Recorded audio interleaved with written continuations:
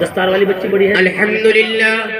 الحمدللہ رب العالمین نحمده ونصلي على رسوله الكريم اما بعد فاعوذ باللہ من الشیطان الرجیم بسم اللہ الرحمن الرحیم انک لعلی خلق عظیم صدق اللہ العظیم.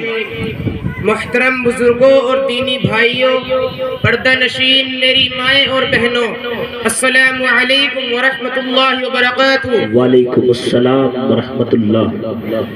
ابھی میں نے آپ حضرات کے سامنے کلام پاک کی تلاوت کی ہے، جس میں اللہ عز و جل نے حضور اکرم صلی اللہ علیہ وسلم کے ایک وصف کا بیان کیا ہے کہ اے محبوب صلی اللہ علیہ وسلم، ہم نے آپ کو بلند اخلاق کا پیکر بنا کر بھیجا ہے.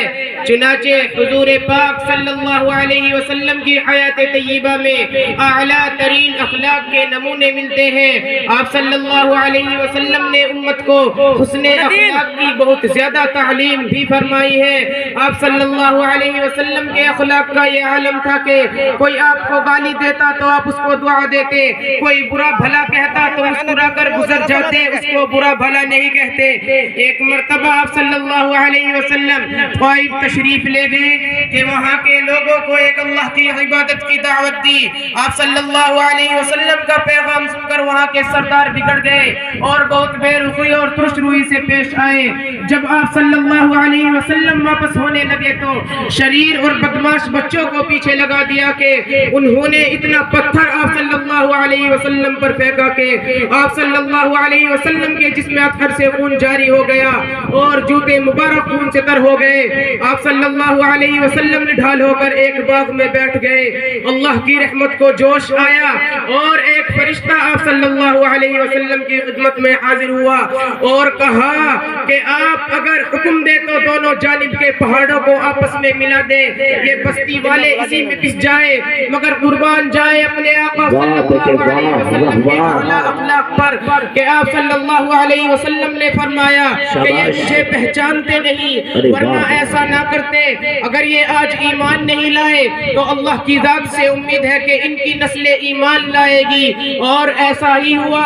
چنانچہ بعد میں اسی قبیلے کے ایک نوجوان محمد بن قاسم رحمت اللہ علیہ اسلام کی دعوت لے کر ہندوستان آئے اور انہی کی بدولت آج ہم مسلمان ہیں. بے شک بے شک. ایک حدیث اسی طرح ایک بڑھیا کا مشہور واقعہ ہے. روزانہ آپ صلی اللہ علیہ وسلم کے اوپر کوڑا کرکٹ پھینک دیتی تھی، مگر آپ صلی اللہ علیہ وسلم کچھ نہ کہتے اور خاموشی سے گزر جاتے. ایک دن وہ بیمار پڑی تو آپ صلی اللہ علیہ وسلم نے اس کے بارے میں دریافت کیا. بیماری کی خبر پا کر آپ صلی اللہ علیہ وسلم خود بڑھیا کی عیادت کے لیے تشریف لے گئے. بڑھیا نے جب آپ صلی اللہ علیہ وسلم کو اپنے پاس دیکھا تو اس نے رو رو کے آپ صلی اللہ علیہ وسلم سے معافی مانگی اور اسی وقت جنات میں داخل ہو گئی. آج دشمنان اسلام نے یہ غلط خبر پھیلا رکھی ہے کہ اسلام تلوار کے زور سے پھیلا، مگر حقیقت یہ ہے کہ اسلام حسن اخلاق سے پھیلا ہے.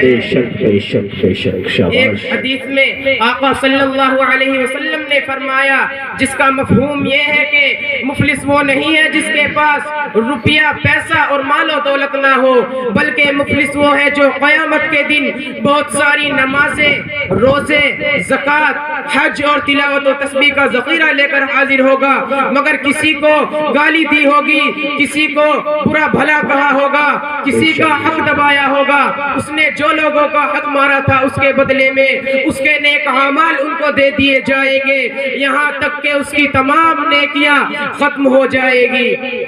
بے شک بے شک. یہ حدیث ہم کو اس بات کی طرف متوجہ کرتی ہے کہ ہم بندوں کے حقوق کا اپنے اخلاق. اتنے بڑے مجمع میں ہے کوئی ایسا مرد مجاہد جو اس بچے کی طرح کھڑا ہو کے بول جائے؟ یہاں ہے کوئی نہیں ہے نا؟ مسلمانوں خدا کی قسم یہ قربانی ہے اس مدرسے کی، یہ اتہاس ہے اس مدرسے کا، یہ جواں مردی ہے اس نوجوان کی جو تمہارے بچوں کو کوڑیوں پہ سے اٹھا کے ہیرا بنا کے تمہارے سامنے پیش کر رہا ہے۔ اللہ کی قسم اگر 100 جان بھی اس مدرسے پر، مدرسے والوں پر قربان کر دی جائے تو کم ہے۔ کچھ نہیں کر سکتے، کچھ نہیں کر سکتے، اس بچے کو 2 روپے دے کے نواز تو سکتے ہیں یار، تاکہ کل یہ بچہ لاکھوں اور کروڑوں کے مجمع کو جب خطاب کرے تو آپ سینے پہ ہاتھ مار کے یوں کہے کہ اس بچے کو یہاں تک پہنچانے میں ہمارے 2 روپے کا ہاتھ ہے۔ یہ حوصلہ ہوتا ہے بچوں کا۔ گزارش ہے آپ سے، یہ بچہ کس طرح کھڑا ہو کے دندنا رہا ہے، آپ سے گزارش ہے کہ اگر ہو سکے تو اس بچے کا حوصلہ بھی بڑھاتے رہیں۔ بڑے بیٹے شاباش۔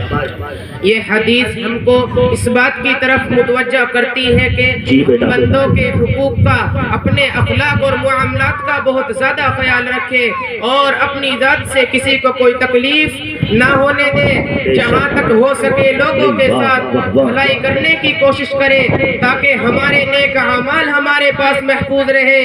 اگر کسی کو ہم سے تکلیف پہنچ ہی جائے تو فوراً اس سے معافی مانگ لے کہ زندگی کا کوئی بھروسہ نہیں، نہ جانے کب موت آ جائے اور ہم معافی نہ مانگ سکے۔ محترم بزرگوں اور دوستو، حضرت یوسف علیہ السلام جب 32 سال کے بعد اپنے ابا حضرت یعقوب علیہ السلام سے ملے تو باپ بیٹا گلے لگ کر اتنا روئے کہ بے ہوش ہو گئے، پھر اٹھے اتنا روئے کہ پھر بے ہوش ہو گئے۔ حضرت جبرائیل علیہ السلام نے اللہ سے پوچھا، یا اللہ اتنی محبت بھی کوئی کسی سے کرتا ہے؟ اللہ نے فرمایا، اے جبرائیل میں امت محمدی صلی اللہ علیہ وسلم کے ہر شخص سے اس سے 70 گنا زیادہ محبت کرتا ہوں۔ تکبیر، تکبیر، بھائی واہ واہ واہ بیٹے واہ۔ سے دعا ہے کہ اب